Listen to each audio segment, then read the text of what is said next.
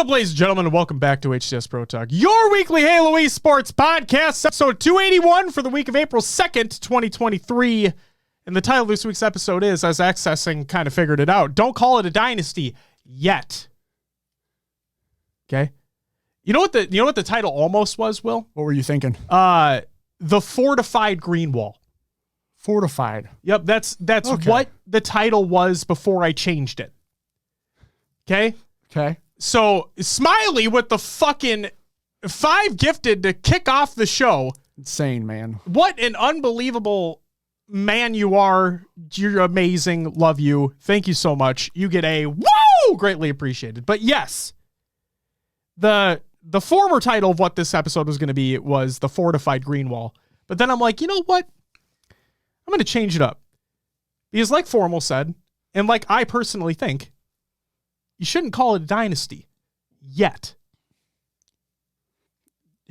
In the video, he did state, like, he thinks it means the best at, like, years, right? For years. That's the thing. They are the best in the game right now by far. Like, there's no debate. There's no question that Optic Gaming are the best team in the game right now. But they've only been the best in the game for 6 months? What, 3 majors? Yes. Well, 2 majors and a World Championship. Yep. So I would say, and Accessing, I'm glad you asked that question. Personally, I would call it a dynasty if they won Worlds this year. I don't want to just slap Worlds. I'm slapping Worlds on it. Because if they win every major this year, they falter at Worlds, and then they come back on top next year and continue to compete and win almost every major. You could almost call that a dynasty, slipping once. Like Tox, CLG, whatever, back then, they lost to Splice. But they won back-to-back World Championships. They did, but they were still considered a dynasty. Yes, but they won back-to-back World Championship. So, I don't know. Back-to-back Worlds would solidify it more. That's the only thing I'm getting at. But I think if Worlds was the only loss and they swept 2 seasons back-to-back, I'd start to call them a dynasty, yeah. I would be willing to hear that argument. Okay. I would not be against that. I'd be willing to hear that argument. But in my opinion, to solidify them as a dynasty, they would have to win back-to-back World Championships. What's up, Carnage? And thank you for the sub. I'll get to you in just a second. Smiley says, could Optic develop into a final boss, or is that era of dominance over? They definitely could. There's nothing saying they can't. And that's kind of what I'm getting at here, right? Is that I consider final boss as being a dynastic roster. I consider CLG, Optic, Tox, Sentinels, phase with Renegade though, but like that original roster, that is a dynastic roster as well. I would consider this Optic roster as it stands today a dynastic roster if they win Worlds this year. Be back-to-back World Championships. Their roster would not have changed, and that to me would solidify them easily as like one of the best rosters of all time. With that in mind, then my next question is, how much longer can Formal go? As long as he wants.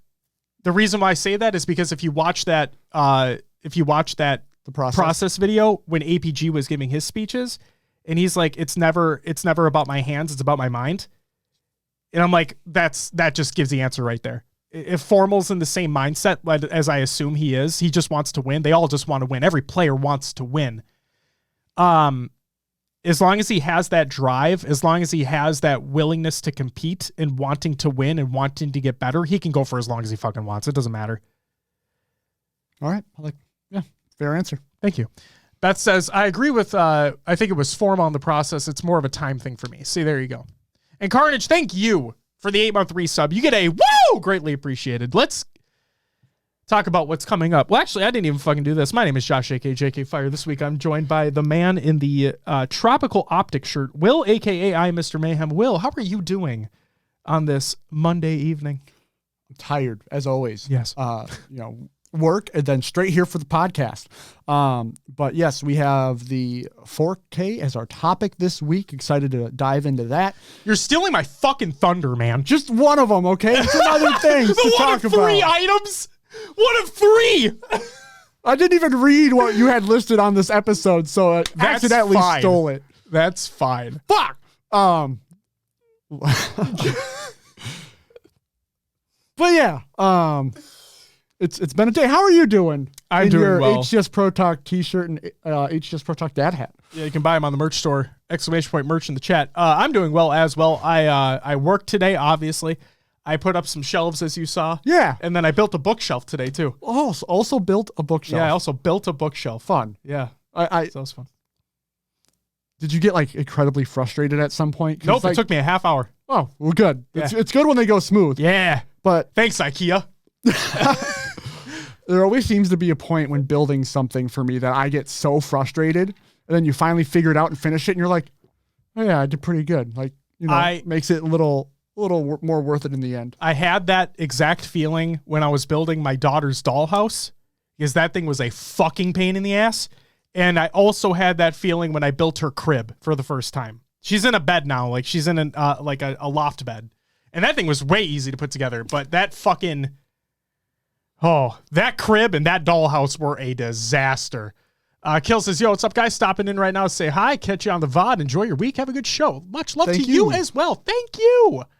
Thank you. Captain says, and it adds to their credit that the competition this year is pretty tight in 3 to 6 through 8, but Optic consistently beats them. They do consistently beat everyone. Cribs suck to build. They do, Zig. They fucking do. Fox too quick. Troptical. I like it. I like it. Love it. I like it. On this week's episode of the show, Will, Europa Halo joins up with Navi. Command Station provides some insight, and we have our topic, like Will fucking stole from me, the HCS 4K Open Series results. So without further ado, let's get into some competitive news. Navi and Europa Halo to hold a series of tournaments. This is by Navi and Europa Halo, because who would have fucking guessed that? What's up, Ronan? Welcome back. The Halo Infinite esports scene is growing for both professional and amateur players. Now it's Navi's time to support Halo's competitive community.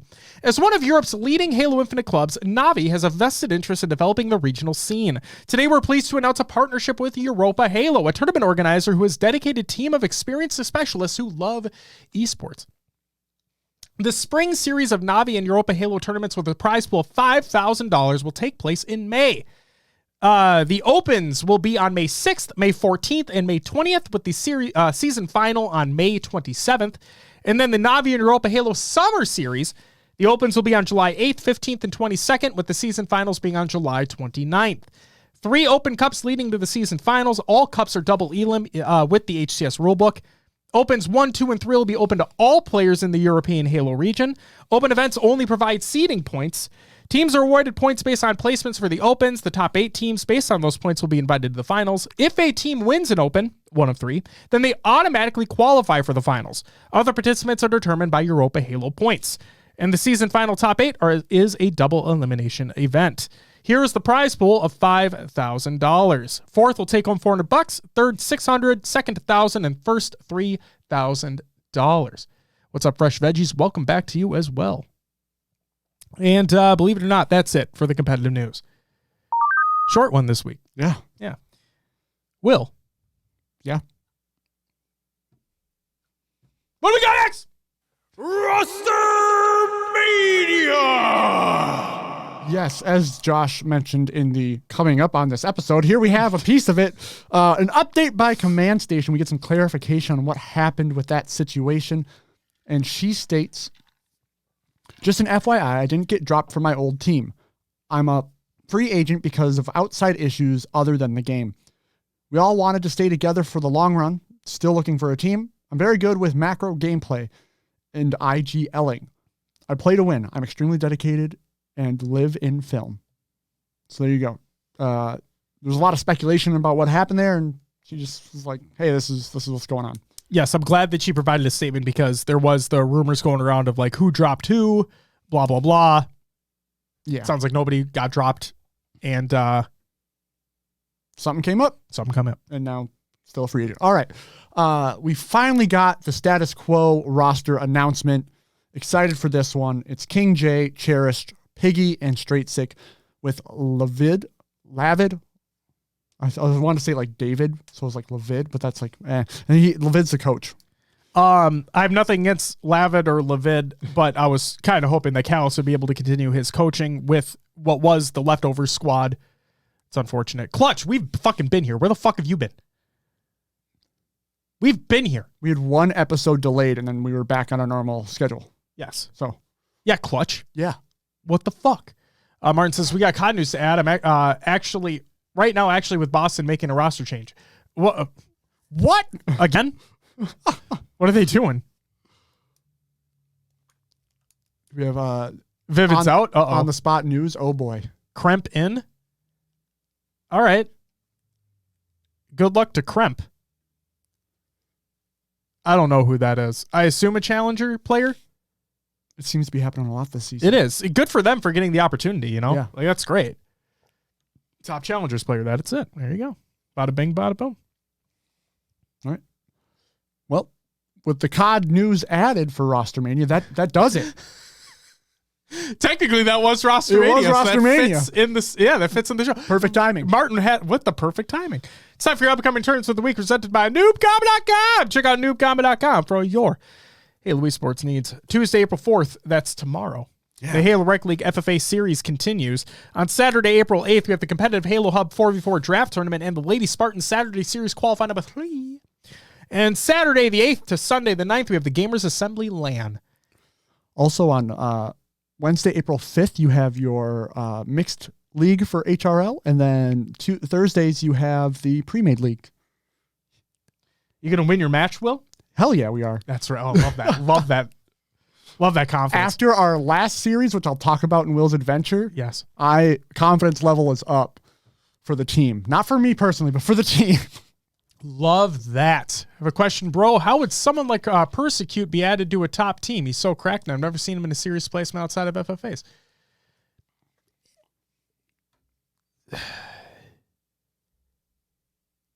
I don't know Persecute personally, so I can't really respond. So, while I don't know him personally either, there's a multitude of factors that go into a player being picked up for a top team, right? Is the player themselves established enough to be picked up by a top team? Now, what the rebuttal question I have is, what are we considering a quote unquote top team? Right? Are we thinking like a top 8 team? Are we thinking a top 16 team? Are we thinking a top 4 team? Like, there's a lot of different factors that go into it, right? Mm-hmm. Another thing to take into consideration is, how is this person liked and respected outside of play? What is their mental outside of the game, inside of the game? Who are they friends with? Who are they affiliated with? Can they be a good teammate? Like, none of this is to say that he is not any of those things, right? That he's not a good teammate. He doesn't have good mental. That's not to say any of that. It's just, those are the questions that would be asked, right? Yeah. And if all those questions come back as positives, then I would assume that he might have an opportunity, or any player would have an opportunity, to prove themselves.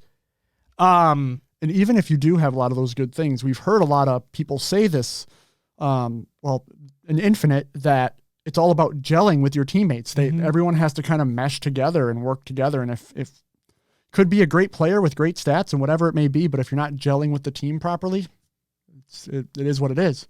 And another problem that we see all the time is that, so you say top 16, Clutch. Another problem that we have in those top 16 teams, hell, I would go so far to say maybe even top 12 teams, right? Is that a lot of these teams don't stick together long enough to truly feel it out if they're going to work out. A lot of these teams in those lower seeds are like, they play for a weekend and they split up, and they don't really have that opportunity to try to gel, to work things out, and to progress as a team. So it's hard, man. It's really hard, especially in this esport, in Halo. You have your established players, you have your established teams, and in order for a up-and-coming player to really get into one of those teams, they really have to make a name for themselves. They really have to make a statement.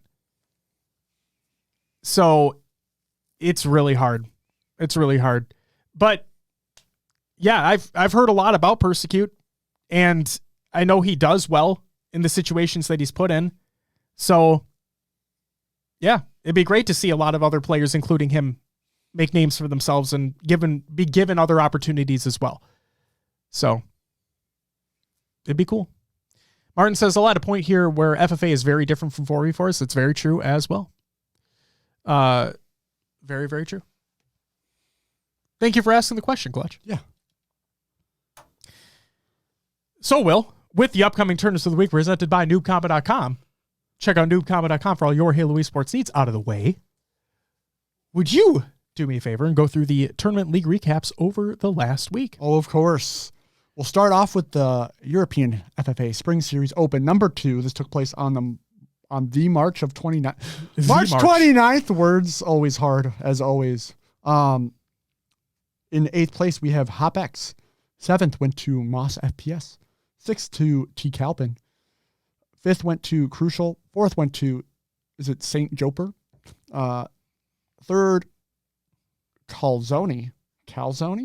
2nd went to Glory GGs, and 1st went to Bastos. Very nice. Thank you so much, Will. And because we're going to talk about the Open in the topic, that's the only tournament league recap I have for the week. Awesome, which means it's time for our topic, which is the HCS 4K Open Series results. There were 4 of them that took place over the weekend. We'll save NA for last. So, I guess we just start with Australia, New Zealand. All right, Australia, New Zealand. We'll run through them all. Why not? 7th and 8th place, you had Team Bandits and 3 of PS. You want to restate that, bud? 30 FPS. 30 FPS. Thank you. It's a 0, not an O. Clutch with the gifted sub to JK Osborne. Thank you so much for the gifted sub. You get a whoa! Greatly appreciated, man. Thank you. In 5th, 6th, we had Offensing and 5K. I like that. Offensing. I like that.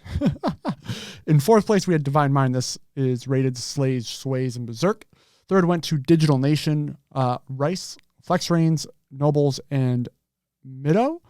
2nd went to Vertex Esports. This is Divinity, Man of Chicken, Ryu, and Scoobmeister. 1st went to Mind Freak, Plasma, Benji, Beastin, and Pips. Really happy to see Scoob getting up there, man. Making his way. Would really love to see that. Making my way. Downtown. Moving on to Mexico for the 4K Open Series. 7th and 8th were teams Last Hope and CN Affliction. 5th, 6th, we had Last Chance V2 and Alpha Esports. 4th went to CNTJ, which was Rich, Tylenzy, Zerum, and Ascendradu. 3rd went to CNX. This was Rourke, Atzo, Humgel, and Gabino. 2nd went to Six Karma, Lure, Strikey, Acid, and Sepsi. And 1st went to Luminosity Gaming, Bullet, Magico, Drift, and Noble. Not really much to mention on the Luminosity front. That was kind of expected. They've been dominating that region for quite some time. Yeah. Just a little bit. Just a little. Just a little bit. Like the whole fucking last season. Yeah, you know. Whatever. Moving on to EU for the 4K Open Series. 7th and 8th, we had Team EXYL, CSG, and Leftovers. 5th, 6th, we had W Key and J-Lings Esports. In 4th, we had Awababobs. Yes, good job. Glory GG's, Flux, Luminizer, and Moe's. 3rd went to Dopamine, Clonely, Respectful, Kimbo, and Lunny. 2nd went to Navi, Snaky, Z-Mighty, Snipe Drone, and Jimbo. And 1st went to Quadrant, SLG, Sika, Legend, and Chick. Danny, with the 2-month resub, you get a whoa! Greatly appreciated, man. Thank you so much for the resub. I just have some notable series here real quick because, almost a drastic turn of events, but not really. So in the winter final, Quadrant 3-0'd Navi. Okay. In the grand final, Navi beat Quadrant 4-2 in the first best of 7. Descended to a second best of 7. But then Quadrant was like, yeah, move the fuck over. And got 4-0'd him. So what I will say is that it's great to see the competition becoming more fierce especially in the EU regions and the Australia-New Zealand region. Mexico, Luminosity just appears head and shoulders above everybody else at this point in time. But seeing Scoobmeister as a mouse and keyboard player taking second consistently, I think they won an Open Series at one point in time. Seeing the competition there get tighter, and then seeing the competition like really between Quadrant and Navi in the EU, that's awesome to see as well. Yeah, that's what I got. He won the last Open Series for the 4K. Thank you. That's what I thought. Yes. That is what I thought. Fucking love Scoob. Clutch. That's another example of a player who my questions, like the questions that I'd have for a player that like you want to see break through and be placed on a top team. Like Scoob is one of those players from that region. It doesn't matter what region. Scoob is one of those players who answers all those questions for me in a positive way.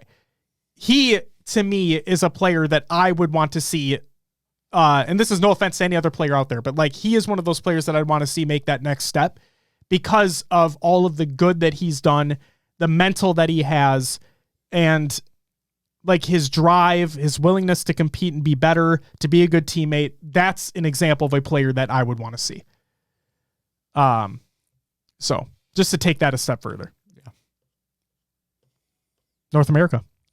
Do you want to run through your notable series first before before the results? Yeah, absolutely. So notable series here, pool play, which technically really doesn't matter. But you know, kind of matters. So the Avengers 3-0'd Sentinels in pool play. Like I said, that Swish Revenge Tour has not stopped. It has not stopped. Keeps like poking thorns into the sides. Oh, dude, I'm telling you. But here's the thing. Like, for the record, he was never on Sentinels. But like, I'm just saying, ever since he was dropped from his previous roster, it's just been, he just goes, right? I'll talk about Sentinels. Don't worry. We'll talk about Sentinels when they get eliminated, which is not very long after this. Proton Gaming beat SSG in pools 3-2. Very close series. Cloud9 beat G1 in pools 3-2. But they're not the only team who beat G1 in pools. Native White 3-0'd them. Yeah. Okay. So then we get to losers round 1. I know this is only online. Okay. And if you listen to our show or have listened to our show in the past, then you understand what I say, or like where my heart is when I say that this is only online. Okay. In the grand scheme of things, this shouldn't matter as much. On the one hand, it's nice to have points mean more. On the other hand, it sucks to have points mean as much as they do. Sure. Considering the state of the game as it is online. Okay? Therefore, I preface all that with this. Avengers eliminated G1 with a top 12 finish, beating them 3-2 in losers round 1. G1 immediately get placed into losers bracket from their pool placing and lose immediately.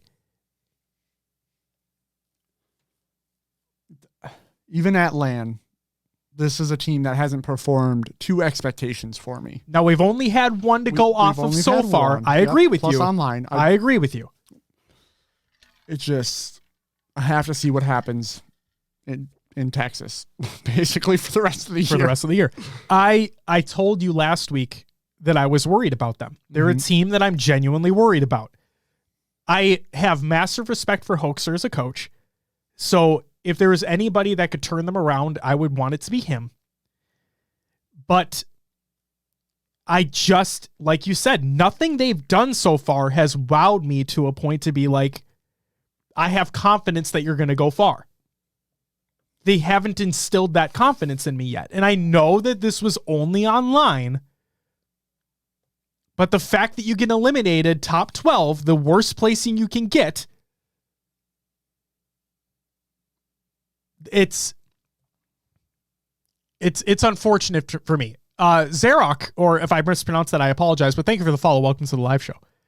So I'm worried about them. I'm genuinely worried about them. I I will agree with you, though, on the state of let's wait till the Optic Major or let's wait till the Global Invitational if they have enough points to qualify for it. Yes. Is there will be a qualifier, right? There will be a qualifier in which I believe 2 North American teams can go, but the other teams are based off of points. So regardless, the next LAN event that G1 are at, whether it be the Global Invitational at DreamHack or the Optic Major, if they don't perform well, that's going to be like my tell right there. And I really don't want to see that because we talked about it. We've talked about it in the preseasons that we just want teams to be better. We want teams to be able to compete for the top spot. And we thought that based off the changes that were made, FaZe was a given. Right. Like the fact that SSG just picked up the previous Cloud9 roster, that was also kind of a given, right? Yep. And now we're seeing Native White. They only have 1 LAN under the belt right now, but they have been performing very well online. And so they could be on the come up. Native Red, they're fucking wishy-washy. Who knows what's going to happen with them? It's just hard. G1 is just so... I don't want them to become the new Native Red in terms of inconsistency for me. It's just what it feels like. You know what I mean? Yeah. And this isn't like to throw shade at any of the players or anything like that either. It's never the intention. It's just I can only talk about what I see. And what I see is not great. And I know they want to be better. Like, they don't want to fucking place top 12. So this next LAN event, whichever LAN they're at, is going to be the true tell for me. That's what's going to be. Osborne says, saw a crazy idea on Reddit to drop Manny from Native Red and replace him with Boo Boo. Thoughts on why it would or wouldn't work? No. I'm not saying it couldn't work, but I don't think that it's necessarily needed. They built, like, if we're speaking in a hypothetical sense, well, first, if we're speaking in a literal sense, G1's never going to let him go because, like, they built the team around him. They're never going to let him go until his contract's over, basically, is what I'm going to get at. Sure. And then in a hypothetical standpoint, I think that the Native Red guys are just so in tune with them, like, as a team, that I wouldn't personally want to make a change. Because this gets whole back to the point of, like, stats not necessarily meaning everything, right? Is that Manny, just as an example, like a hypothetical example, Manny could have a bad game statistically wise, right? And then people on Reddit or people on Twitter, like they did with Lethal, is that, oh, he's the weak link of the team. They should drop him to pick somebody else up. It doesn't tell the whole story, right? So just because Manny or Soul Snipe or Druck has a bad game, and I'm just using Native Red as an example here. Like, let's say one of them has a bad game. That doesn't necessarily mean that, oh, shit, red flags everywhere. Let's make a change drastically for no fucking reason. So, literal or hypothetical, I don't think it needs to happen, personally. Will, do you have any insight on that as well?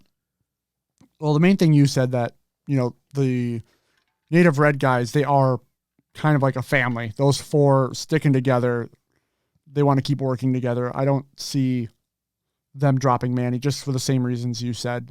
In the hypothetical, also Boo Boo Doo Boo, I think Falcated is his duo, right? Like absolutely, that's his friend. Yep. I don't see him wanting to leave Falcated. Could it work? Sure. Is it going to happen? I don't think so. Agreed. Search says Twitch chat is lost. They try to drop APG every other series. And when was the last time they lost? Search, you make a great point, right? It's that this is why I love talking to you guys during the show. This is why I love talking to you guys in the Discord server, is that we want to have a conversation around it, because I also fucking despise the majority of what you see in the Twitch chats when tournaments are taking place. I can't stand it. And I get that a lot of it is trolling. Like, I completely understand that, but I don't want to deal with it. You know what I mean? Like, this is why I want to have that conversation with people who are genuinely curious. That's my thing. People who are genuinely curious, people who want to have a conversation I want to engage with. So thank you for asking the question, Osborne. Absolutely, Indra. Absolutely. Access and says, I don't have Twitch chat open during tournaments. It's a blessing and a curse, my man. It's a blessing and a curse. Swole Daddy, welcome back, says, Devil's Advocate here. The OG Sentinels didn't want to drop Lethal, but there comes a time where the underperformance is too much, I can agree and disagree at the same time. Because I'm not going to get into it here. It's not part of our topic, but we can discuss later as well.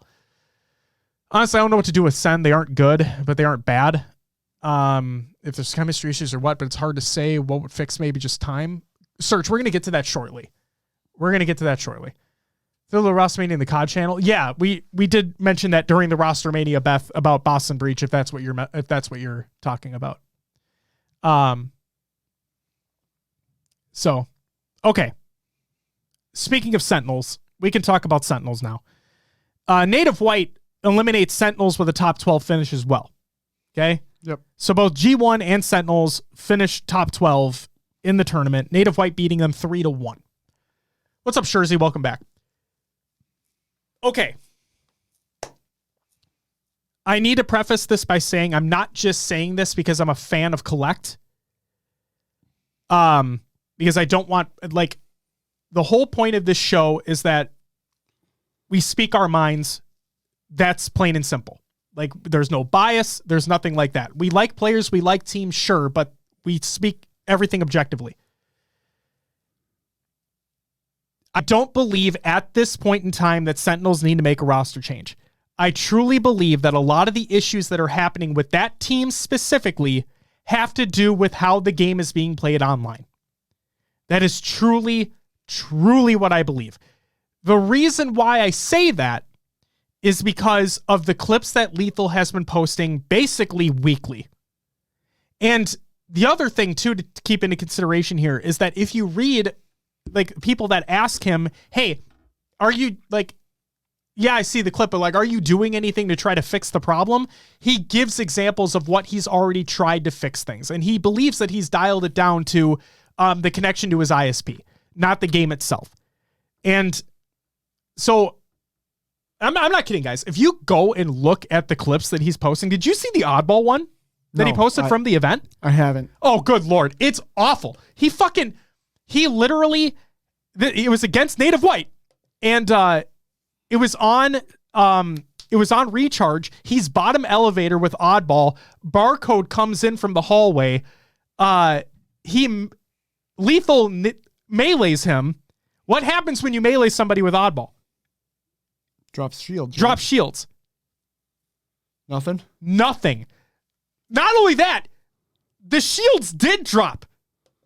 For a split second, you see, he melees Barcode. Barcode has no shields and then immediately has them back full again and is in a gunfight literally less than a second later, and he kills the enemy. Wow. It was awful. And that shit was happening all the time. All the time. So, yeah, I'm not happy that they got top 12. I think that sucks. I think it sucks. And I know, you see the play? Yeah, I just watched the Lethal clip with the oddball. I've had this happen to me too in matchmaking where I get a melee on someone and, blank melees, but it will show on my screen for a second that their shields are gone. And then they jump around or move. And then it's oh, they're instantly, never mind. So when I watched that clip for the first time, I immediately thought to myself, it's just some desync, whatever. Who cares, right? I watched it again. I'm like, oh shit, he fucking didn't lose his shields. That's crazy. It's just, so okay, on the Sentinels bit, because I know a lot of people are, I don't know if concern's the right word. Confused might be another one to use as to why they're not performing where you might think that they should. I truly believe it's because Lethal's game is just fucked. Yeah, I believe his game is just truly fucked. Spartan, I know for a fact, has the drive in him to want to compete. Collect, we already know he has the drive to want to compete. Lethal, believe it or not, he may troll, but he also just wants the game to work for him so he can actually play the best. He can play at his best.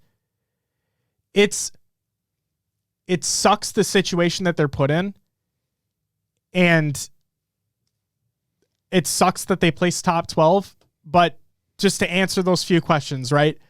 I don't think they need to make a roster change.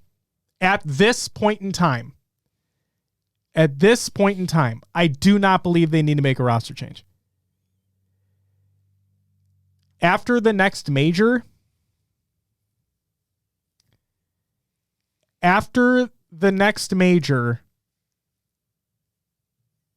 depending upon how things shape up, I might re-answer that question.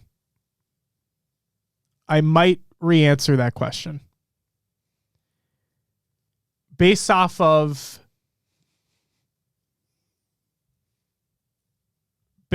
other information that I've heard. And I'll leave it at that. Yan Man, thank you for the follow. Welcome to the live show. And Daddy, I'm just going to say no on what you said previously. Oh, for the sole fact he can't fix it and it's unplayable? That'd be the worst thing ever. You drop him because of that reason. But yes, land literally is all that matters.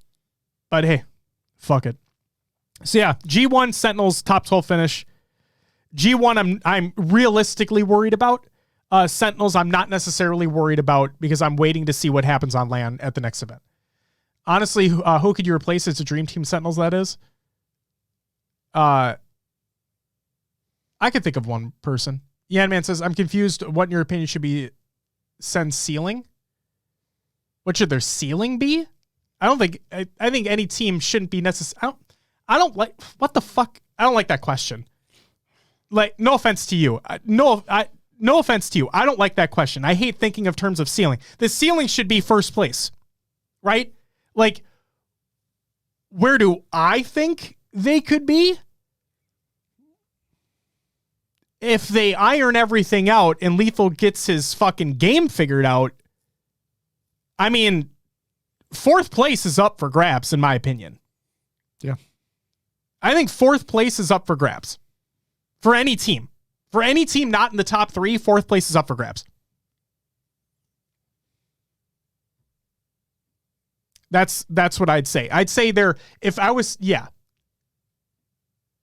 realistically should they be? Again, if they can figure everything out and Lethal can get his game figured out and they play as they should on LAN, I would say a fourth place team. In my opinion, fourth place is between Native Red and Native White. When it drops off, then it drops off heavily. I think any team, you look at literally any team right now that's in the 4 through 6 to 7, 8 placing maybe, any of one of those teams could be a fourth place team. Any one of them. But I think our top 3 are solidified. Optic, FaZe, and SSG. Those are the top 3. Those are solidified. That's it. Native White, it's so early for them that they could even fucking have an opportunity to to cause a shakeup and get a third in an event at some point. I'm talking knocking SSG off that third place pedestal. But I don't see, I still don't see that necessarily happening in a LAN format because SSG always plays poorly online. Cloud9 previously always played poorly online. They showed up on LAN. So I expect them to do the same now, but whatever. Fire Ninja says everything after top 3 is a toss-up. I agree with that statement. So Juan said, and all that talent, I apologize. Talent says Sen could and should be top 4. I could see them being a top 4 team. You think Sen can be G1 Native Red and White? Really? Yes. Yan, yes. Are you fucking kidding me? G1 literally placed the same exact as Sentinels in this fucking event. Losing to the Avengers. Yeah. They could easily beat G1. Yeah. Do I think they could beat Native Red? Yes, I do think they could beat Native Red because Native Red isn't consistent. And do I think they could beat Native White? Yes. Because Native White are learning. Absolutely. Yeah. Ibby Wibby. That's a great name. Thank you for the follow. Welcome to the live show. Oh, man. Interested to see Avengers at the next LAN. Dude, I'm telling you, that Swish Revenge Tour. Holy shit. Holy shit. I'm telling you, when he was dropped off that roster, I swear to God, he looked in the mirror and he's like, fucking me? You dropped me? Watch this shit. And he fucking takes off. Holy moly. Big Avengers fan right now, I'll tell you that much. Oh, shit. All right, let's talk about winner's semifinal. All right. Ibby Wibby says, what an unbelievably beautiful display of Halo in last night's finals, grand finals. What an unbelievably beautiful statement that you just made. Ibby Wibby. Ibby Wibby. And thank you for being here. Max says on a LAN, I think tier 2 is G1, native red, native white. Tier 3 is Sen, Shopify Rebellion, quad. Like Fire said earlier, I think any team after top 3 is a shakeup. At this point in time, we are one LAN in. Wait for the global invitational. Wait for the Optic major. Then people can make their fucking power rankings. Past the top 3. We already know what the top 3 are. That's established. It's Shook World. This is because I can't get into my man on the PC. Love what you all do. Love you. Thanks, Shook. Appreciate you. FaZe versus SSG in the winner's semifinal. FaZe beat them 3-2. Game 1 was CTF on Argyle, the versatile trash pile. And lo and behold, guess what happened? It went to time. It did go to time. 1-0 going to FaZe. Slayer on recharge, 50-49 going to FaZe. Such a close game. It was a close game. King of the Hill on Streets, 4-2 going to SSG. Oddball on Streets going 2-1 to SSG. I probably missed up map on that one. I apologize. And then Slayer on Empyrean was game 5, 50-46 going to FaZe. It's wild how pros changed the meta every tournament. That Frosty played Black-Green on Livefire with the Repulsor was wild. Sleepyhead, welcome to the live show. And it is genuinely insane how things change tournament to tournament. And we talked about it before, is that while I understand and respect the viewpoint of some of the pros where they want to restrict more of the sandbox to make things more consistent, again, respect that opinion. The thing that I love about Infinite is that it allows, with the sandbox that we have, it allows for these types of plays to happen, right? And it's just that play just being another example of that. So really looking forward to what happens the rest of the year. Crazy that Optic actually streamed with comms. That was so sick to hear as they pulled it back in the grand finals reset. Hey, if any team could do it, it's going to be them. Let's go to winter final. Optic 3-0'd FaZe. Yep, they did. The only one I want to talk about, though, is game 3, which was CTF on Empyrean. It was a 1-0 in the overtime round. Not just an overtime round, a double overtime round, technically speaking, going to Optic. Game is tied 2-2 heading into the overtime round. Okay? Overtime ends in a 0-0 tie. We're heading into a first cap to win full reset. And what a monumental start to the reset overtime round it is. Optic got a start that would rival the Seahawks-Broncos Super Bowl. Will, do you know what I'm talking about? No. Not off the top of my head here. Peyton Manning on the Broncos. You have the Legion of Boom on the Seahawks. Do you realize how fucking annihilated Peyton Manning had got in that Super Bowl? He threw a safety, like first play of the game. Oh, really? Oh, yeah. How the Broncos fucked up that Super Bowl was how FaZe fucked up this game. Oh, no. Or this overtime round. Optic being able to not only lock down rockets with 3 members of FaZe dead, but also obtain both snipers and overshield, getting the winning flag cap in record time in 40 seconds. Huh. It just fell apart? Oh, it was 3 players basically went green. 2 players on Optic were at green and they were baiting and switching. 3 players were basically from FaZe were on green trying to get rockets. They were able to pick off the players on FaZe.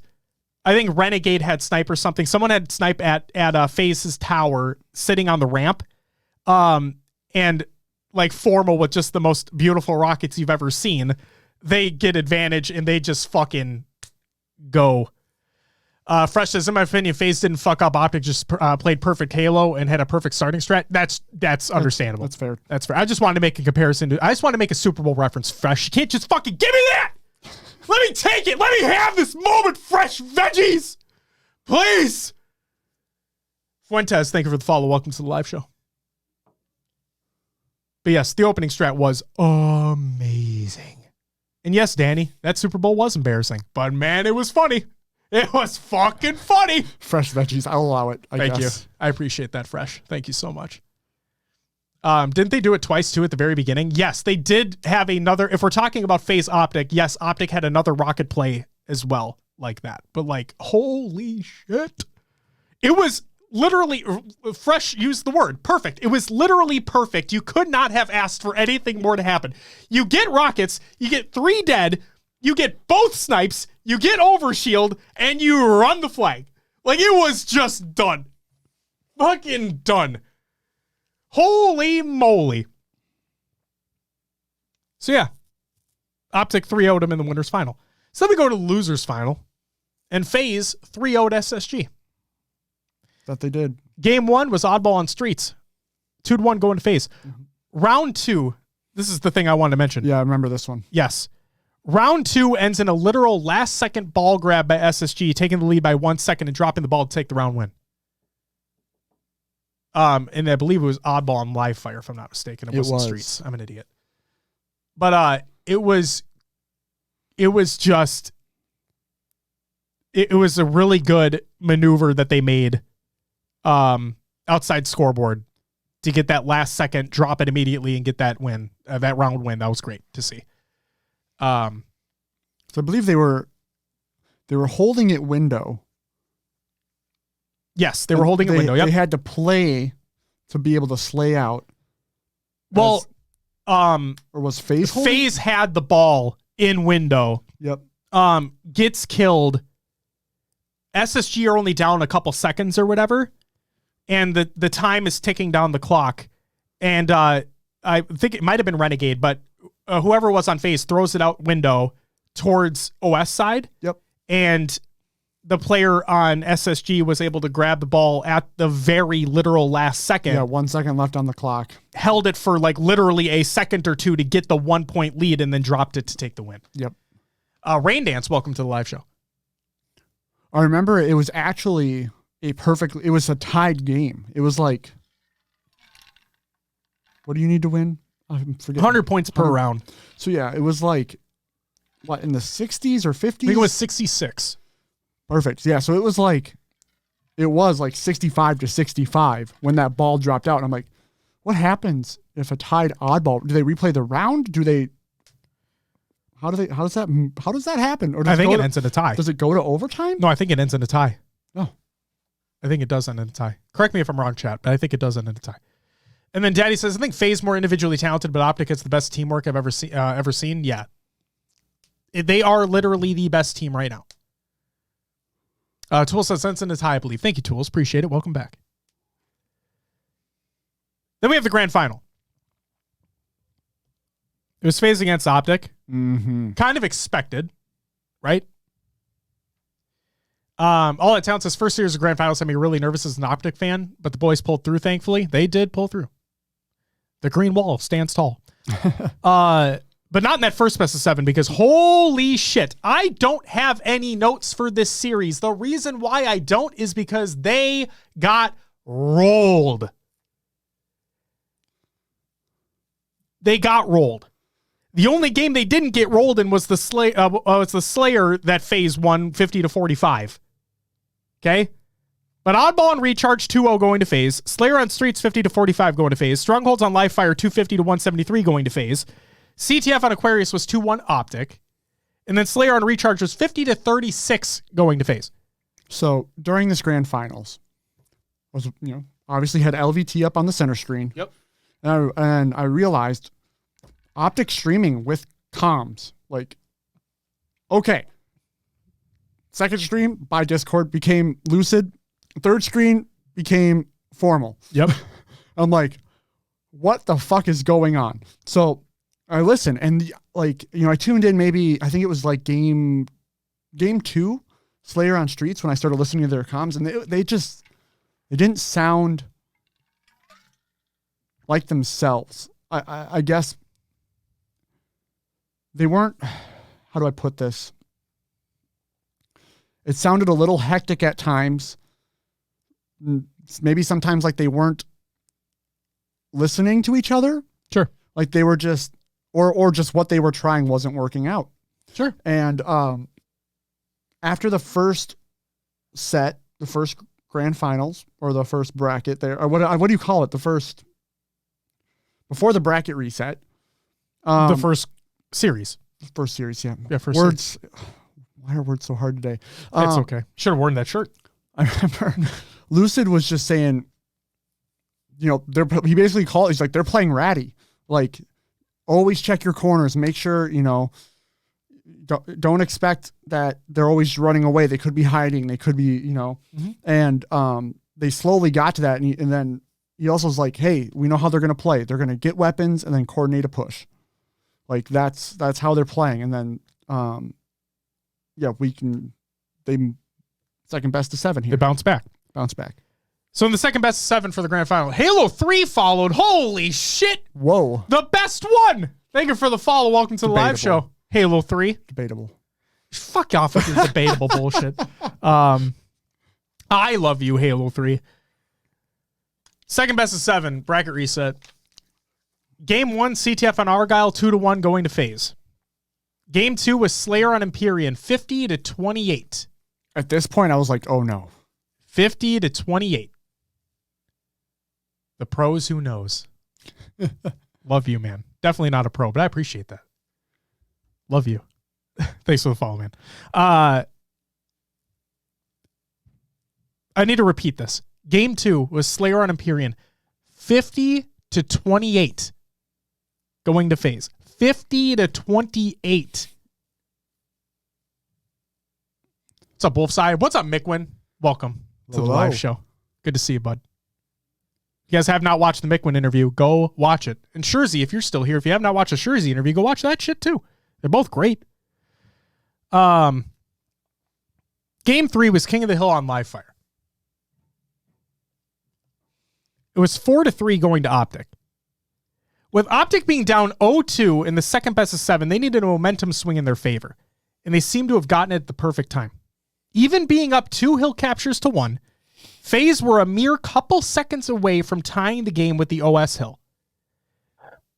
Optic were able to take advantage of an overextending Renegade from top tower, leading to an all-Optic assault on the OS hill, taking out the remaining FaZe players, grabbing the fresh overshield, and holding down the spawns to take the hill lead 3-1.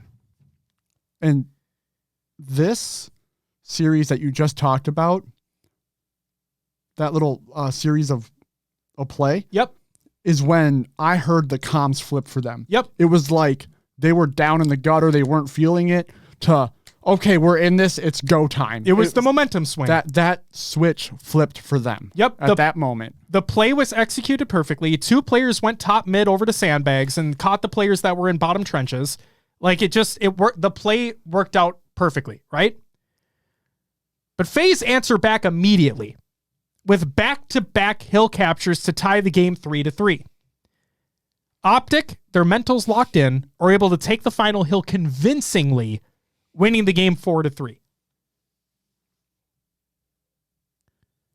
Game 4 was Strongholds on Recharge. It was 250-168 going to Optic, and they finally get a convincing map win. They never looked back after around the 150-point threshold. Around midway through the game, they just they went. There was no real stopping them at that point. Please don't miss my sub message. I could really use some help with DreamHack. Not now, but in a later segment. Oh, don't worry. Yes, I see that. I see that. All right. Game 5. Slayer on Aquarius. 50-44 going to FaZe. Now, while nearly coming down to the wire, FaZe continue to clutch it up in the Slayers, winning 50-44 when the game was actually 46-44 at one point. FaZe are now only 1 map win away from winning the tournament. Game 6 was Oddball on Streets. Rounds 1 and 2 were very close, with opportunities to go either way for both teams, but the third round was decisive. Optic won 100-62 in the game 2-1. And of course, we have the game 7 to decide the winner of the tournament. Now, game 7 was Slayer on recharge. Okay. Will, you brought this up and I wanted to include it in here. Now, I don't know if you've been paying close attention, but pop quiz time. How many Slayers have Optic won in the grand finals leading up to this point? Hold on. I'll give chat a second to answer this question. Oh, you are? Okay. Yep. How many Slayers have Optic won in this grand finals leading up to this very point? We have 1 for 0. Talent says 1. Daddy says 2. Osborne says 0. Nate says pass. Yan, probably none. The correct answer, as some have mentioned, is 0. They have yet to win a single Slayer in this entire grand finals. Well, Optic decided to rewrite the narrative and completely obliterate FaZe from the start. And holy shit, you want a surefire way to win if you're Optic? Give the shock rifle to Lucid. You'll instantly win, it seems. Yeah, he popped off with it. They were just in control the whole game. Oh, it was utter domination. Utter domination. Just like earlier in the same series. Where it was 50-28 going to FaZe, Optic flipped the script. Jungle, welcome to the live show. CR, welcome to the live show. They just played incredibly well. They played incredibly well. The whole team played incredibly well. So,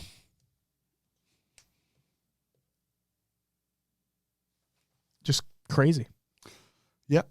Like I said, after that moment on the King of the Hill game, they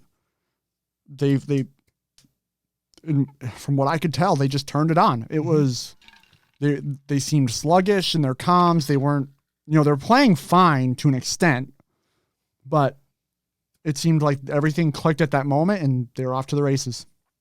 They just knew what they had to do to win. Yeah.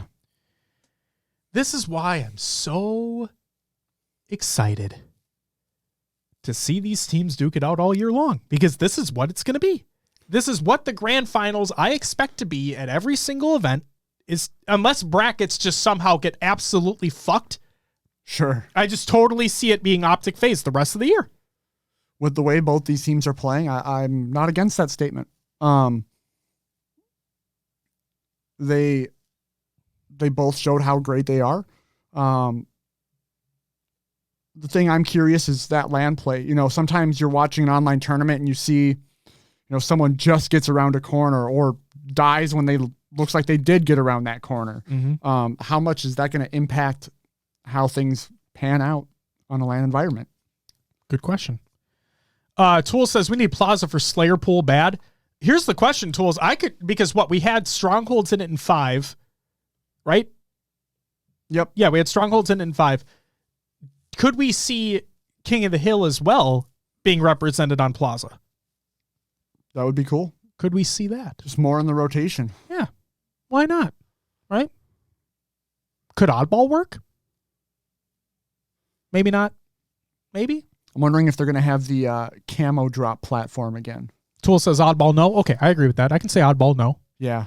But Stronghold Slayers, King of the Hill? Why not? Pretty sweet. That'd be pretty sweet.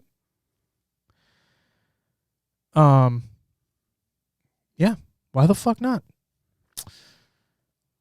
So, some notable information here.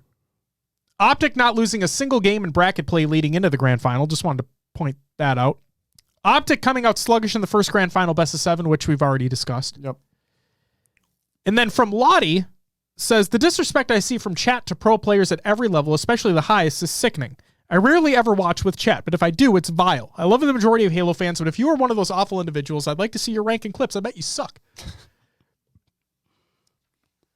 I'm going to add an extra word onto Lottie's statement that Lottie did not say, but I'm saying, bitch. There's a reason why we always say, don't be a shitter. It's that exact sentiment right there. Don't be a shitter.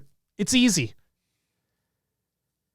Accessing says Lottie got some crazy shit thrown at her over Twitter. Oh, yep. Yeah. People are assholes, man. People are fucking assholes.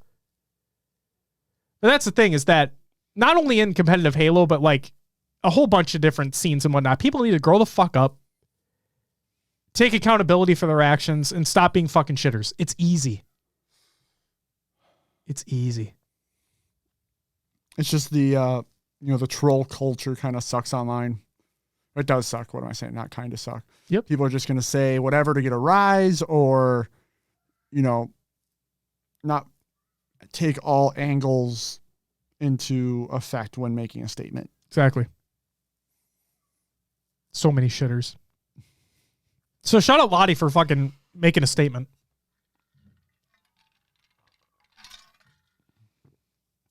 Because Lottie's amazing. Get out of here, Ronan. Fuck you.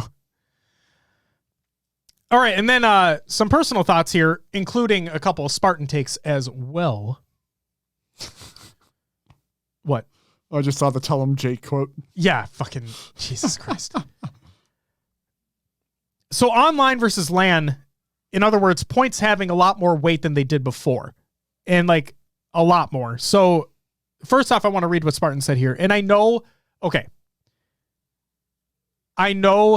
that I personally have spoken critically of how Tyler carries himself online, what he says on Twitter, so on and so forth. And I still stand by the statements that I've made regarding the posts that he's made in the past. But there are other times that I talk about on the show where I agree with him. And I want to make sure that those points are known as well. Because Tyler's a human fucking being.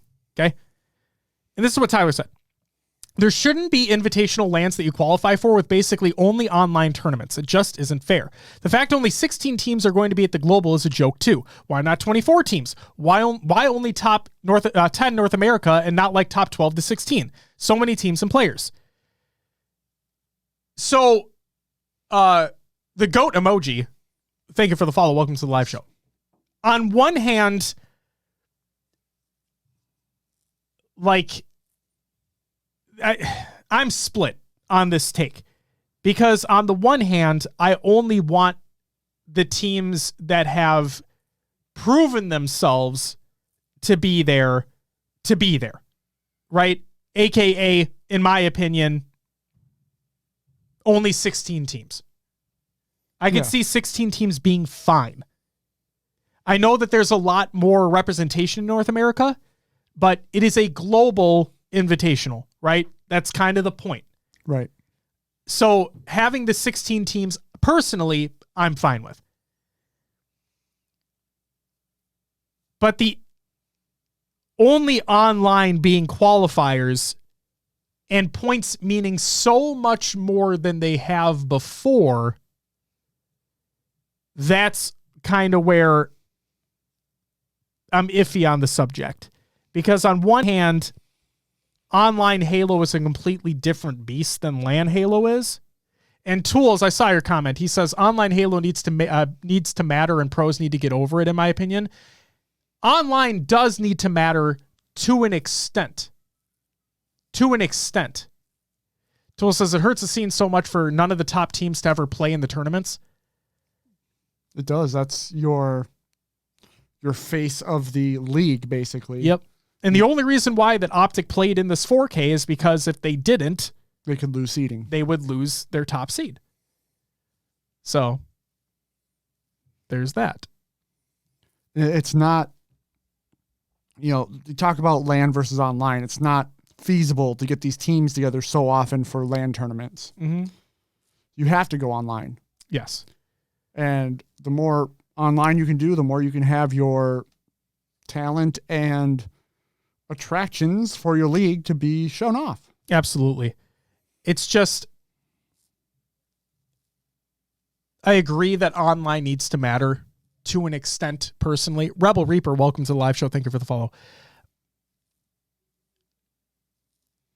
And I think Yan really hit my point home. I mean, the game was in the worst state last season, so there's that issue.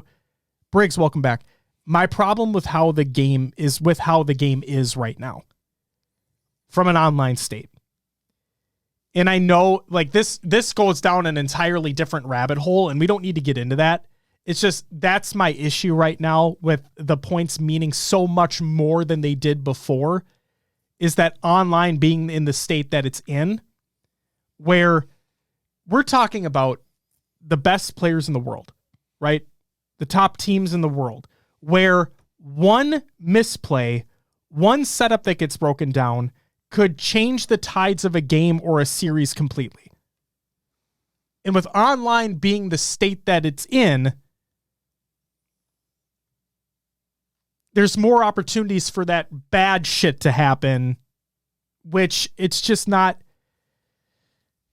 the highest competitive integrity. And this is not to take away any of the wins that any of these teams have gotten, any of the placings that these teams have gotten.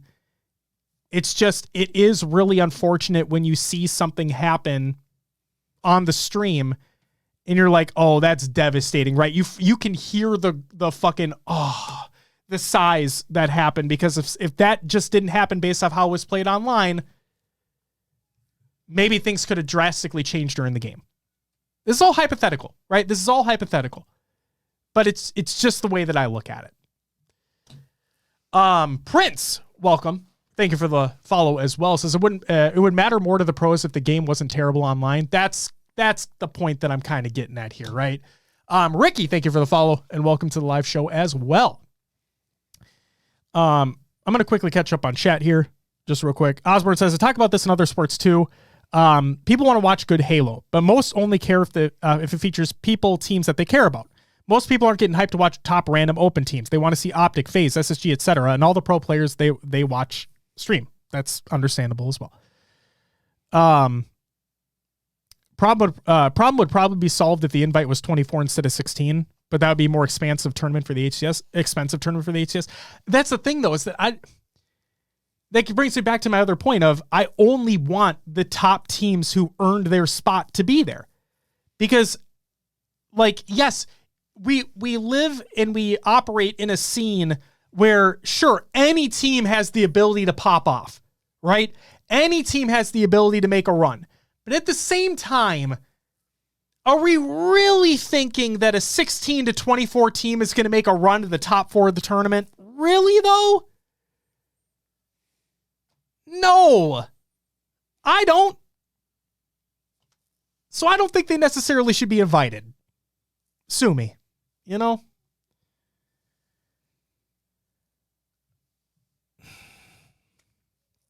Nady says, we're so close to internet upgrades that end this edge. 1 gigabyte to 2 gigabyte fiber is hitting this year. Give another year to really believe in competitive fairness.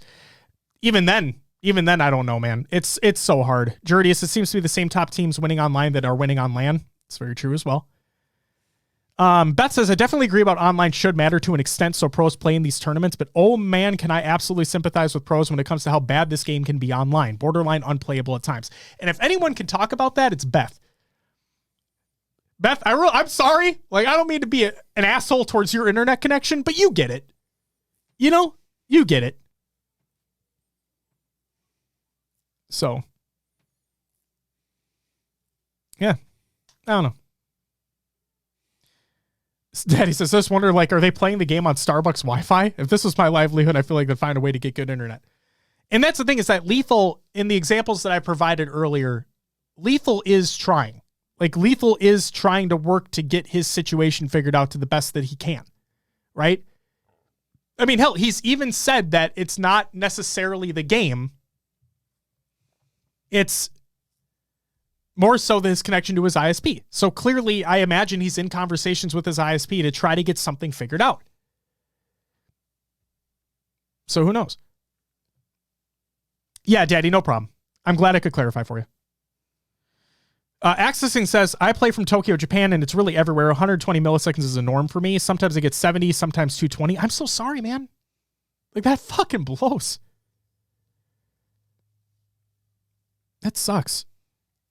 Osborne says, pros shouldn't have to move to Texas for the game to be playable.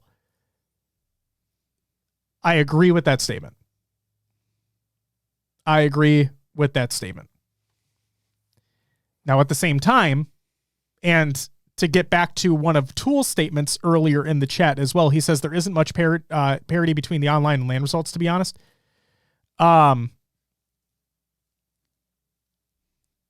I think Royal 2 plays from Canada. if I'm not mistaken, I think he plays from Canada. Like, their team's connection are kind of all over the place, right?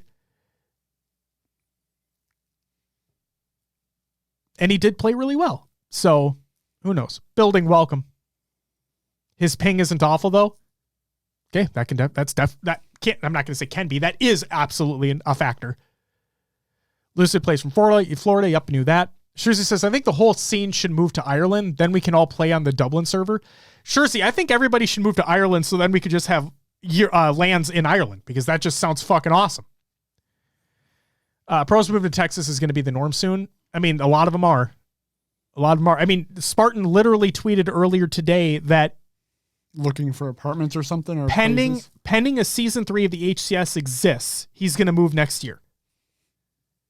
And that they're looking for a roomie now that Barcode is moving. Still in the US for now. He said as long as the visa situation stays the same. Yeah. But yeah. Osborne says, what's interesting seeing Optic versus FaZe was 47 millisecond ping for Lucid. Not that bad, to be honest. That's the problem, right? Is that sometimes, here's the biggest problem with ping in this fucking game, at least in my opinion, and people feel free to correct me. You could have a game like, I think the ping is so inconsistent in how your game actually plays. Yeah. Because like you could have one game on 40 ping, you could have another game on 40 ping, and they both play completely different. It's not consistent.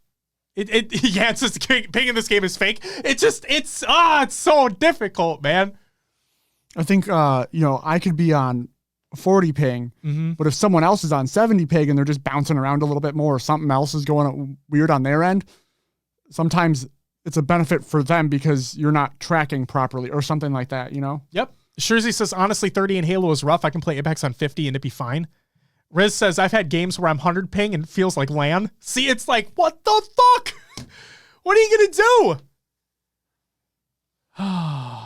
Jerdia says, my 60 milliseconds here in Florida is way better than 40. It's insane, man. Ricky says, you adapt to ping and lag.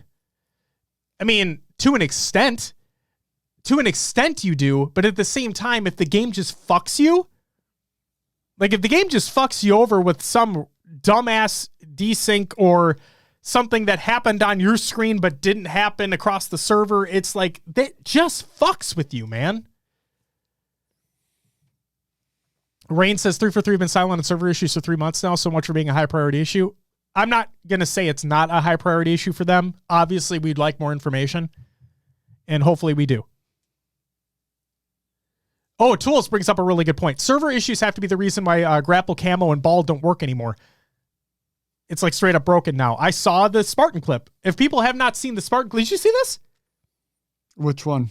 He was on Recharge, and he tried to grapple the ball, and it went like right past it. Like he couldn't grapple the ball anymore. Interesting. Yep.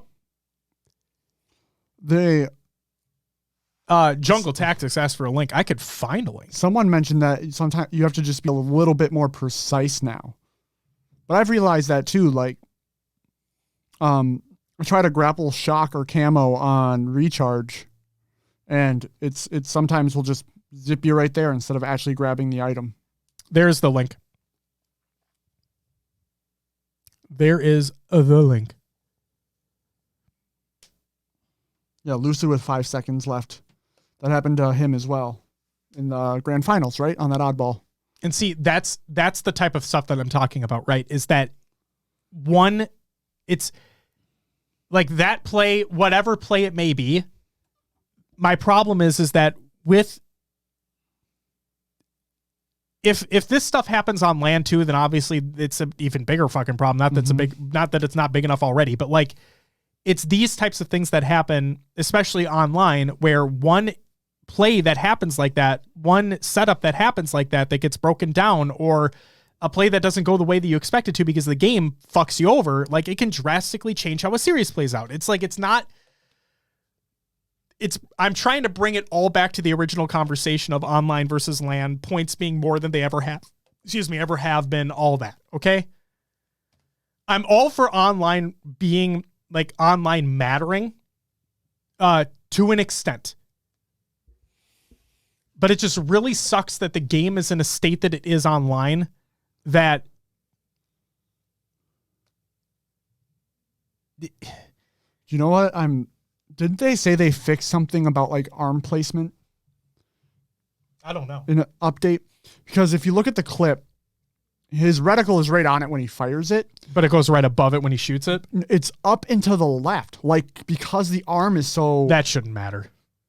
But that's it. Like when you throw a sticky grenade, right? They don't always go directly straight ahead. There's like an arc to them. Right, but the grappler, you're shooting straight ahead. You're shooting where your reticle is. You should be. That's emphasis. You should be. You should be. Game sucks online. Having content for the game is needed. Doesn't matter how bad the game is online. But tools, I'm talking about from a competitive integrity standpoint.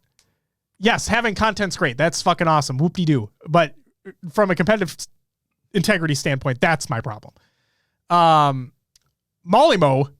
or Mollymo, I apologize if I mispronounced your name. Thank you for the follow. Welcome to the live show.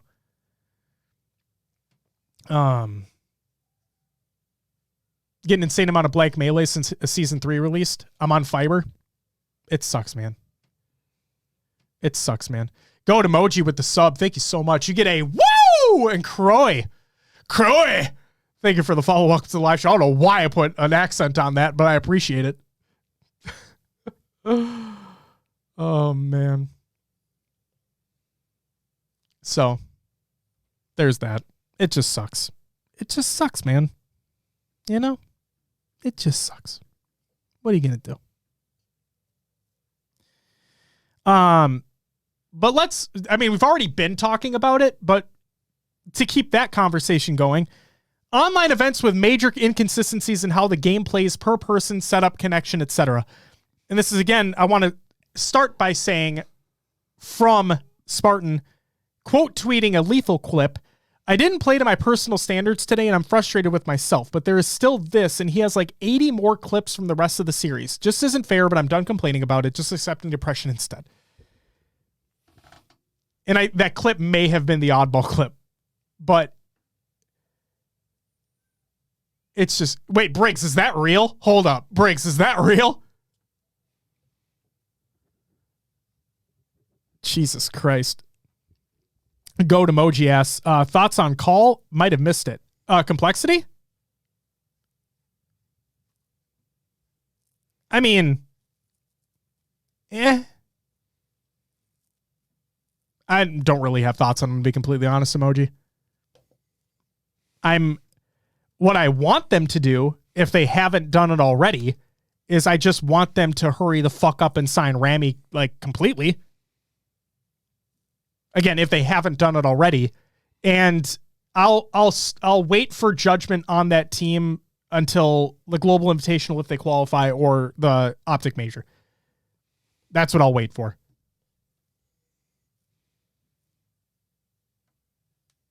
Rami's on C9, not complexity. My apologies. I just want Rami to be signed regardless. I just want Rami to be signed. That's all. That's all.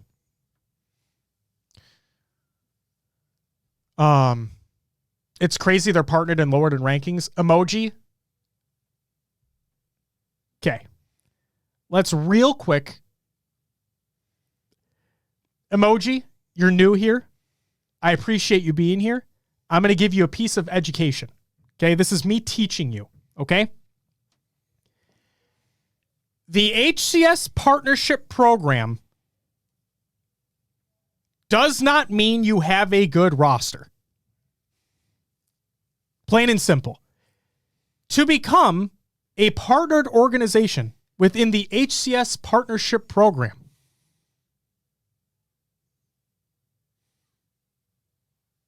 what do you need, Will?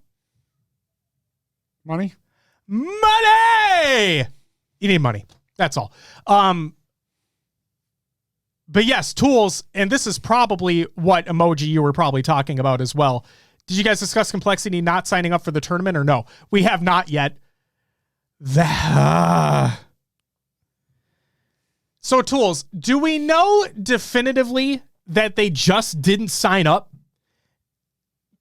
I never remembered them seeing a fucking, like, I never remembered seeing a statement from them. Like, that's what I'm getting at, right, Tools? He says, I haven't asked around yet. Like, that's what I'm getting at, too, is that I didn't see any official statement from them as to why they weren't there. Literally, the only tweet that I saw was a reply from Hunter that said, we got fucked or something like that. I'm paraphrasing. That wasn't the exact statement, but it was basically that. I think they just assumed they'd be auto-qualified. So, assuming that is what they thought, then they're fucking stupid for thinking that. Again, assuming, it makes an ass out of you and me, but assuming they're fucking stupid for thinking that, oh, we auto-qualified, don't have to sign up for anything. No. I thought they would have just signed some big roster big weight with all that partnered money. Emoji, you know, a team can dream. I don't fucking know what their plans are. All I know is that they get accepted into the program if they have outlined plans into how they want to, quote unquote, grow the scene. And also if they have not quote unquote, but fucking money. What's up, Brooks? Welcome back. T-Sweezy, baby. Sadly, we missed out on seeing Complexity get 7th or 8th. The most true statement in the chat, ladies and gentlemen. Oh, my God. You got rocked. Thank you for the follow. Welcome to the live show. Jesus Christ. What's Tim the Tap Man doing over there? A content creator, right? Yeah. So. They also signed Ames. If any of you are in the Dr. Lupo friend group, you know about them. Ames got signed to Complexity as well. Okay, guys, we can stop with the Complexity bashing, but I will say, Nady, that was funny. He says the only star in their org is on their branding. Ouch. Yeah. Yikes. Yo, I'm making breakfast for dinner. You guys want anything? Can I have waffles? No, French toast. Fuck waffles. Can I have French toast? French toast! There it is. Have a good one, Tools. Love you, buddy. Great job to you and the team, as always, with the broadcast. Obviously. I know it goes without saying, but wanted to make sure I say it.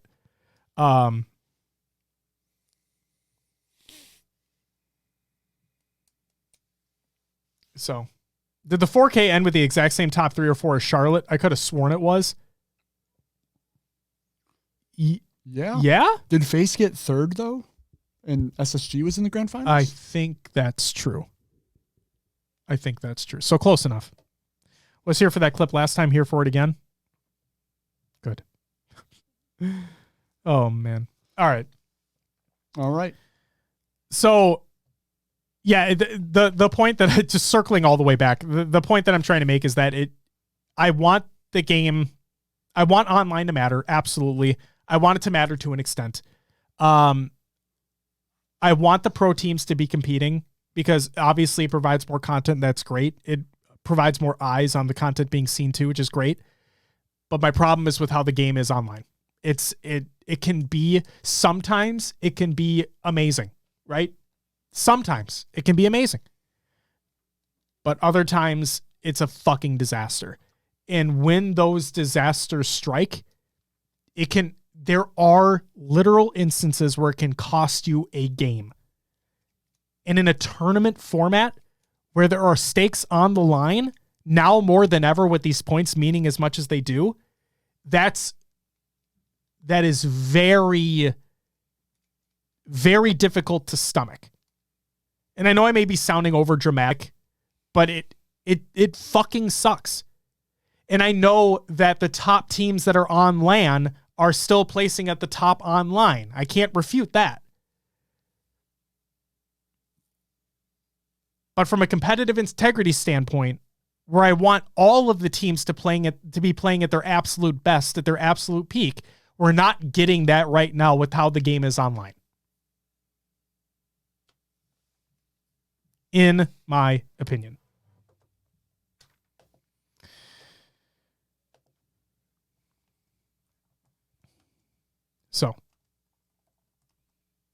But yes, Daddy, just to put a peg in it, C9 are still in Halo. They are not outside of Halo. The rumor with that tweet that you posted, the rumor was that they were no longer a part of the partnership program. I have my own theory. I've theory crafted this shit. The rumor was they were no longer part of the partnership program and they weren't coming back. Then we heard that they are still there. They're still in the scene and they are fielding a roster for Charlotte, and they did, and they're still in the scene today. But they are, and apparently they are still part of the partnership program. But here's my theory. Here's my fucking theory, which I've already talked about before, but God damn it, I love my fucking theory, so I'm going to explain it again. Here's my theory. Remember when they were putting out the blog posts on Waypoint about tickets for Charlotte? And do you remember the team for the partnered codes, the partnered team codes? Do you remember the team that was not in those posts? I'll give you a hint. It was Cloud9. That code was never there. If you tried to use the Cloud9 code on the website to buy the tickets, it didn't work. It just didn't work. So here's my theory. They were not renewed to be in the partnership program until very, very late, right before that blog post came out announcing the partner teams for year 2. I truly believe that. That's my theory. Because why the fuck else would that team code not be included nor working leading up to Charlotte? Why would that be? See?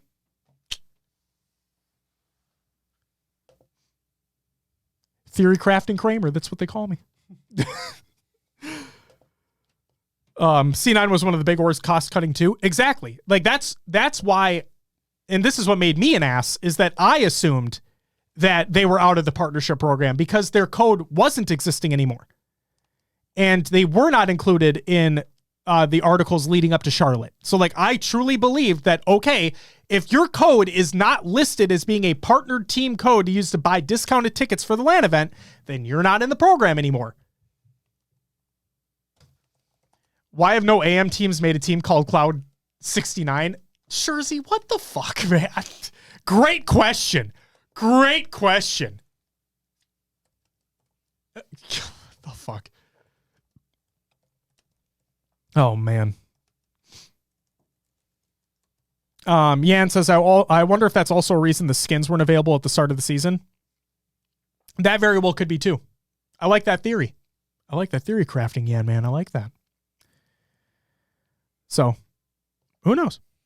I'm here for information. Apparently, you're providing it. If we don't see, Shurzy, if we do not see an open bracket team at the Optic Major called Cloud 69, doing it wrong. All right? We're doing it wrong. Actually, you know what? Fuck that. I'm guaranteed. I don't want to throw shade at all the admins. Just that one guy. That name wouldn't be allowed? Just that one guy. I doubt that they would allow Cloud 69. See, it's funny because it's the sex number. God damn it. Shurzy, are you fucking 12? Like, what the fuck? Aren't we all? Farrell, welcome back. Oh, man.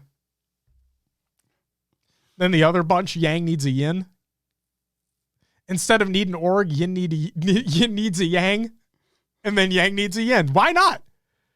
Why not? Emoji says, I'm a plat and looking for other people to start an AM team called Cloud 69. Hit me up. Let's run it up. Yo. Perfect. Put it up on Twitter and say likes and retweets appreciated. Officially a free agent for the Optic Major and beyond. Looking for 3 open bracket grinders. Looking to make our team name Cloud 69. Likes and retweets appreciated. Looking to stick with it for the long haul. There's your perfect tweet. Put it out there. That's your perfect tweet.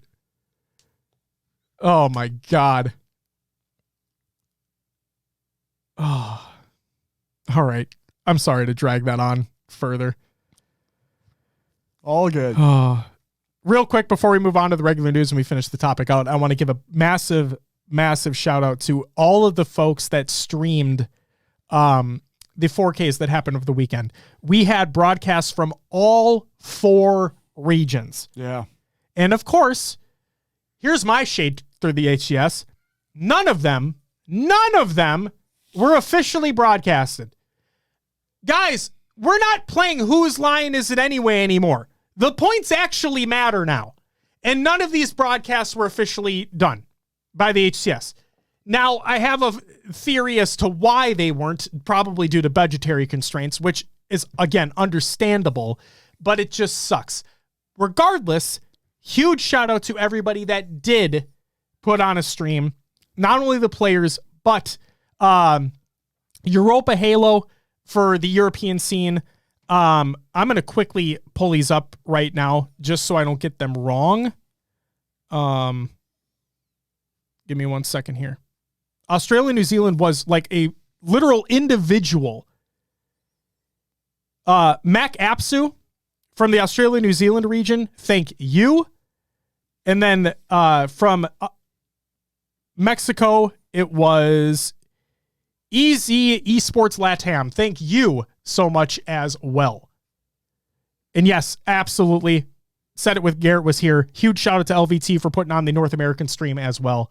It's just, it just sucks. I'm grateful that they're doing it, but it does suck that there isn't an official broadcast. Also, I really want to fucking say this. Where in the absolute fuck was the social representation from the HCS side of things all day Sunday? Where was it? If you go to the HCS Twitter account right now, guess what they didn't do? They never updated you with pool play standings. For North America, they never gave you pool play standings. Interesting. Yeah. How would you know where that is? Oh. If only they would have posted a bracket link, but HCS is on spring break. I'm just fucking the bare minimum, guys. The bare minimum. There are days where you guys do incredible.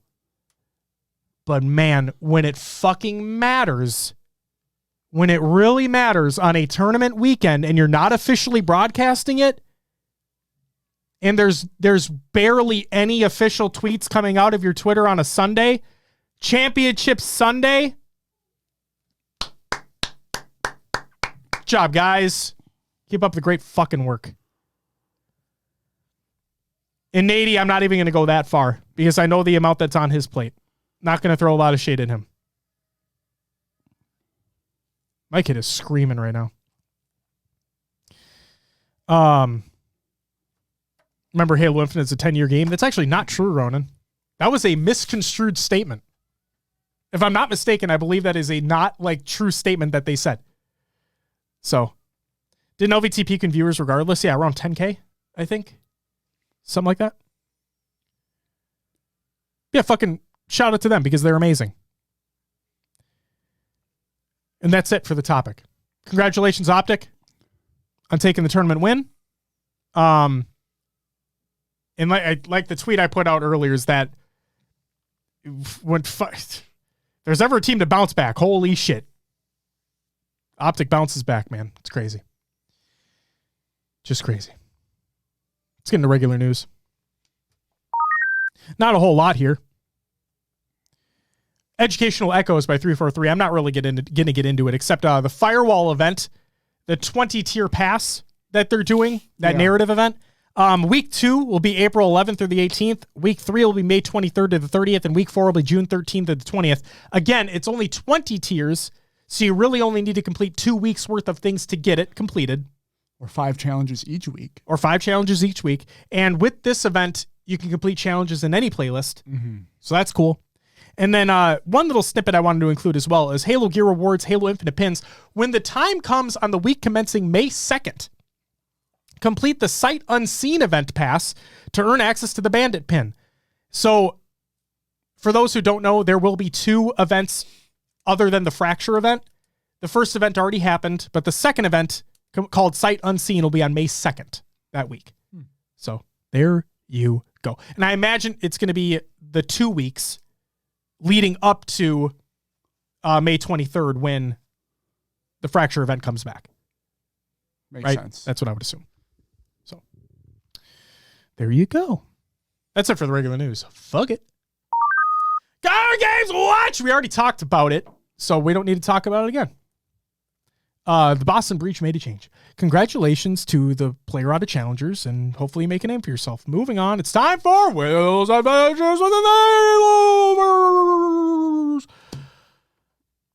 I'd say other games too, but it doesn't matter. Will, yeah, what'd you play? Halo Infinite. Yeah, it's been the only game. We had our match last Thursday for Halo Rec League.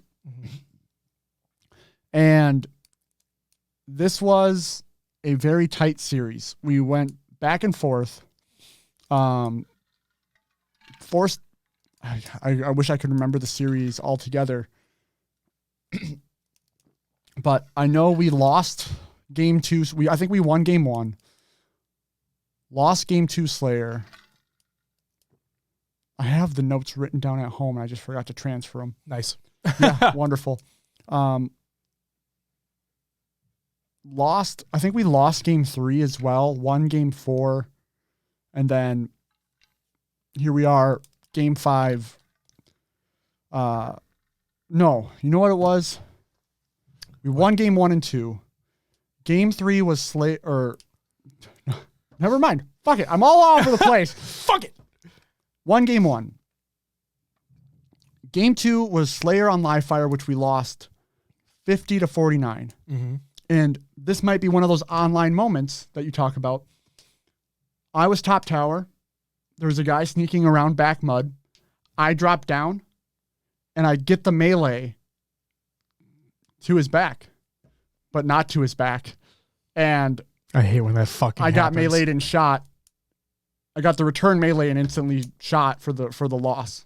So again, online. But game 5 Aquarius Slayer, we kick it off, and I'm just getting wrecked.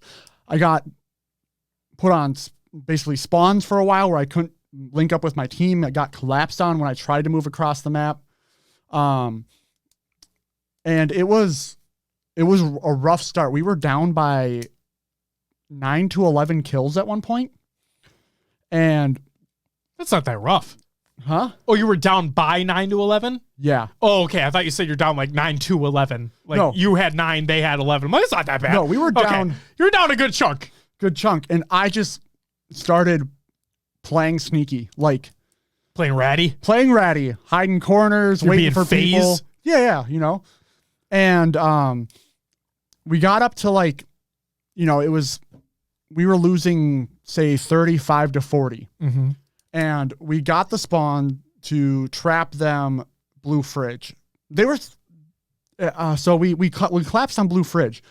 Now they spawned in blue base and blue util, and I think their mistake was that they kept funneling blue fridge to try to clean up kills, help the teammates, whatever, where they should have tried to make their way out of the base the other way. And we ended up just getting 2-3 rounds of slays in fridge to come back and win. And it was I don't know, that's why I was so confident when I was like, when you're like, are you going to win this week? I was like, yeah. Like that game like solidified mental for us. It solidified just teamwork, bait and switch. Like it makes me feel like, oh hell yeah, we can do this now. Awesome. And that team was also, so we were 2-0. That team was 2-0. Now one of their Onyx players was gone. Okay. And they had a sub. Okay. Well, whatever. I think we go head to head against another Onyx player on that team. It's looking a lot rough because they have 2 Onyx players right at that level of where like they could probably be in the next league up. Okay. But we've had to play with subs. We've had to, you know, it's just part of the thing. So their guy wasn't available. They had a sub come in, and it was more evenly matched. Went to a game 5, and I'm excited for the rest of the season and to see where we can go. Make sure you watch the Halo Rec League matches. Yeah, I don't think ours. Well, let's see who's gonna. We don't know who's gonna be streamed yet, and they want to get you in for. Yeah, they want to. I'm gonna commentate an HRL match when Will's playing, so I can be a shitter. 510 Elite, thank you for the follow. Welcome to the live show. Sorry I missed that earlier. Daddy asks, Will, what's the average CSR in the beer league Halo? Like Diamond 5 to low Onyx? Yeah, so there's brackets, right? Our bracket is basically Diamond to like 1600 Onyx is the, how do I want to put this? 1650 is the cap, but you can only have one player on your team that's been over 1600 playing at a time. So like in our reserves, right? Like I Plastic 5 to aluminum 3 says Ronan. It's funny. So yeah, you can have one player that's been over 1600 up to 1650, and then you could fill your team really with any other, and it takes career rank besides season 1. So yeah, I made Diamond 1 and 2 at some point. That's my highest in my career.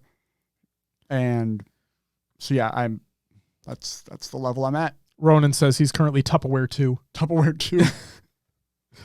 Love Perfect. That. But there's different, so there's like the Contenders League, the Challengers League, the yeah, Fresh, I saw that earlier. Yeah. I mean, if you're interested, their Discord is available. They have a website. I can actually probably get you a link to the website here. Fresh, I'd say it'd be breaking for our show if they actually had a team in this game anymore, but they don't, so who fucking cares? Good luck to everybody that was at that company, though, because that fucking sucks. All jokes aside from the Halo perspective, like that genuinely sucks for those that are working at that organization or those who formerly worked at that organization. Shaggy with the 3-month resub, thank you so much. You get a woo! It says, what's good, daddy? What's good? Esports industry health has to do with Halo esports? No. Yes and no. Yes and no. Every Fresh that where I'm gonna like rebuttal about that is that each organization has different motives as to why they are leaving or why they're restructuring. Some made bad business decisions that were not necessarily directly esports related. Some don't see a viability in a game, so they move on from that.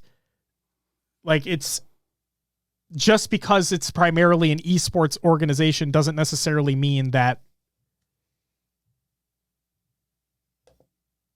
you know, that's the point I'm trying to make. If that made any fucking sense at all. You picking up what I'm throwing down? You know what I mean? Fucking, you feel me? Yeah. So. Anyway, Halo's all I played. I guess you could throw Marvel Snap in there here and there, but that's just kind of slowly playing that. What about you, Josh? I played some Halo Infinite as well, just the community playdate basically. And then I played some Forza Horizon 4, the Rally expansion. And that's a thing that exists in the world. Let's just say I beat it in 2 play sessions. Not 100%ed, but just the thing. So out of loop in esports that aren't Halo or COD that I honestly didn't even realize they were still around. I mean, that's the thing, is that there's so many. It's insane. Do you think advertising industry scaling back is big for esports? Is bad for esports? That, sure. But accessing the thing that I would hit back on that about is you need to find, okay, how do I explain this? You need to adapt, right? You need to adapt, and you need to find different forms of advertising, different types of advertisers. So like advertising is such a fucking massive industry that there's tons of different opportunities out there. So by saying the advertising industry scaling back is bad for esports, that's such an umbrella statement that we're not looking at different facets of advertising. Alford, welcome to the live show, says, many orgs put all their money into crypto. That, again, an umbrella statement. When crypto crashed, so did the orgs. Other orgs are facing the same challenge without dying, so they're downsizing. Others just aren't interested in Halo anymore. I don't know. Some orgs put a lot of money into crypto, not many. Or many is a relative term. Like that's the thing. Like, don't provide blanket statements. Don't provide umbrella statements. Look into it, then provide a statement.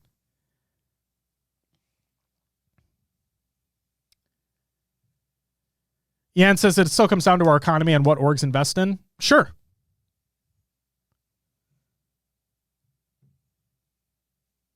None of it really matters as long as Halo players and staff are getting paid. That is a good thing if Halo players and staff are getting paid. That is a very good thing. It's not just a crypto crash. The whole thing with Gemini has user funds completely locked up, so an org could have tens of thousands that they can't access, which forced them to fold unrelated to crypto prices. There's a whole multitude of things that could or could not have tied to orgs shutting down, downsizing, whatever it may be.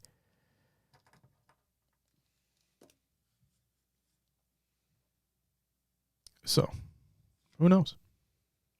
Who knows? That's all I played. All right. Time for the shout-outs. Shout out to everyone who joined in the community playdate. It was Riznak, All in Juan, Fox 2 Quick, Elated Dartboard, and Overkill. Thank you very much, Will. You were obviously there too. Shout out to everyone who followed and subbed during the live show. Give me a fucking second. I gotta scroll. The Dratsy, the Great Evil.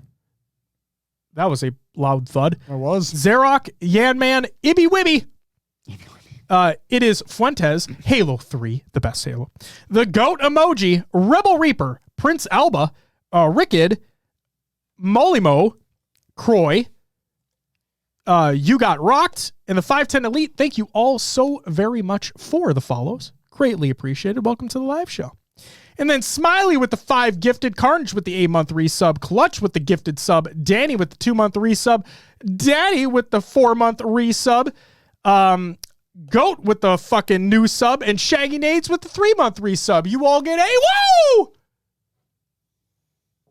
And yes, don't worry, Daddy. Don't worry. We're getting there. Relax. DreamHack. Relax. We're getting there. I haven't forgotten. And I always fucking do this. Will, I love you. He's fucking, look at you.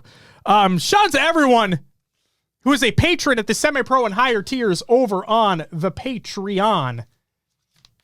We have Obby, Smiley, High Tech Redneck, Wraith, Goalie Sniper, The Only Neeb, Heavy Rainfall, Dart, Carnage. Thank you all so very much for the additional support over on the Patreon.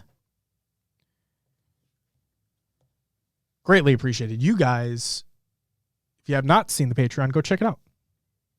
If you want to get a little more, if you want to get some extra content for the money that you're spending to support us, then please check out the Patreon.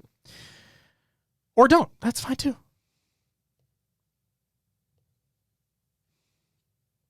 And then finally, happy birthday today to Oath. Happy birthday, SJ.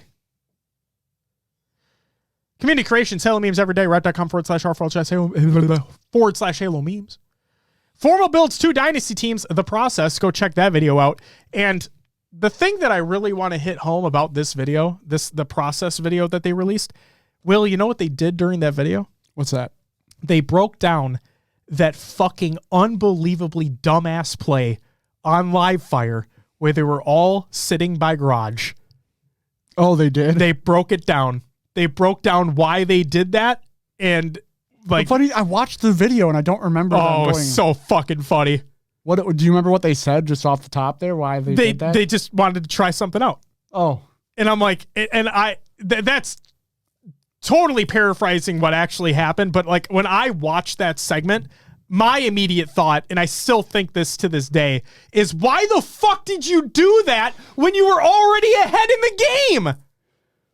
Like, I get it if you were not ahead in the game and you were trying to make them get to you to try to like outsmart them or something, but you were literally ahead. Hey, maybe sometimes you think like, hey, if we do something different in the scenario, it's going to throw them off. And sure. And Ronan does say, yeah, Lucy called it the 4-man thing. Yeah, it was fucking insane. I love how they talked about it though. It was hilarious. Yeah. So go check that out. And then Forge features from March 31st, 2023 by 343. Check that article out. All right. We're looking up the DreamHack. Yes. Dallas tickets. DreamHack Dallas. Let's look up the tickets right now before Will plugs the show. So I will just say this. For those that were tuning into the live show, thank you so much for doing so. Greatly appreciate it. Thank you all so much for joining in the conversation. And not only that, not only joining in the conversation, but also keeping it civil. That is highly, highly appreciated. I cannot thank you enough for that. And yeah, thanks for being here.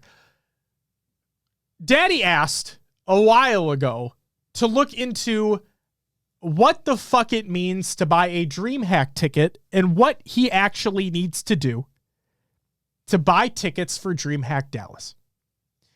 Daddy says, so part of it is I've never been to a DreamHack, so I don't know what some of the phrases mean. Well, Daddy, what phrases are you confused about? And then we can explain it as well. Oh, here's your answer. The 3-day pass for $89. There you go.